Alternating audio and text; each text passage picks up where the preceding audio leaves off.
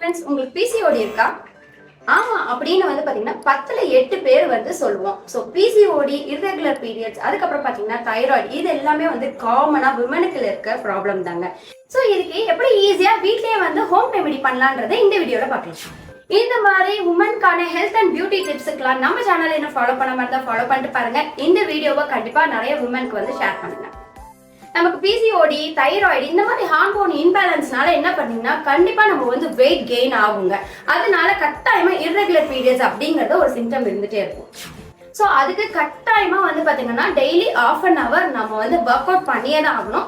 அதுலயும் வந்து பாத்தீங்கன்னா நம்ம வயிறு வந்து நல்லா வந்து ஸ்ட்ரெச் ஆகுற மாதிரி இல்ல அமுங்குற மாதிரியான ஒர்க் அவுட் கட்டாயமா வந்து பண்ணி தான் ஆகணும். அப்பதான் வந்து பாத்தீங்கன்னா அந்த பிசிஓடி, பாலிசிஸ்டிக் அந்த ஓவரிஸ் எல்லாம் வந்து பாத்தீங்கன்னா ஈஸியா பிரேக் டவுன் ஆகும். இதுக்கு தனியா நம்ம ஜிம் எல்லாம் போகணும்னு அவசியம் இல்லை. நல்லா குனிஞ்சு நிமிர்ந்து நல்லா ஒர்க் பண்ணணும், வேலை செஞ்சாலே போதும். அதுக்கப்புறம் வந்து பாத்தீங்கன்னா நம்ம லிஃப்ட் யூஸ் பண்ணாம ஸ்டெப்ஸ் இந்த மாதிரி பாத்தீங்கன்னா நம்ம டெய்லி ஆக்டிவிட்டியே வந்து கொஞ்சம் நம்ம பண்ணாலே வந்து பாத்தீங்கன்னா இந்த ஒர்க் அவுட்டை நம்ம காம்பன்சேட் பண்ணிடலாம்.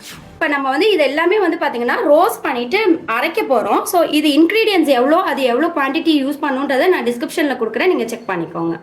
ஸோ ட்ரை பேன்ல ஸோ இதை இப்போ நான் காட்டின எல்லா இன்க்ரீடியன்ஸும் சொன்னா சேர்த்து வந்து பார்த்தீங்கன்னா நம்ம ட்ரையாக வந்து ரோஸ்ட் பண்ணிக்கலாம். இது ஒரு நல்ல ஸ்மெல் வரும். அந்த டைமில் நம்ம ஆஃப் பண்ணிடலாம். நல்லா ரோஸ்ட் ஆக ஆரம்பிச்சிச்சு, ஸ்மெல் வந்துருச்சு. ஸோ இந்த டைமில் வந்து நம்ம ஆஃப் பண்ணிவிட்டு இதை ஆறனோடனே வந்து பார்த்தீங்க அப்படின்னா நம்ம இதை பவுடர் ஆக்கிடலாம். இதை பவுடராக அரைச்சாச்சு. இதை 3 months வரைக்கும் நம்ம கண்டெய்னரில் போட்டு ஸ்டோர் பண்ணிக்கலாம். ஸோ இதை வச்சு எப்படி டீ பண்ணுறதுன்றதை இப்போ பார்க்கலாம். ஒரு பவுலில் 1 கிளாஸ் அளவுக்கு வாட்டர் போட்டுறோம். இப்போ 5 grams அளவுக்கு இந்த மிக்ஸ் வந்து அதில் போட்டால் போதும்.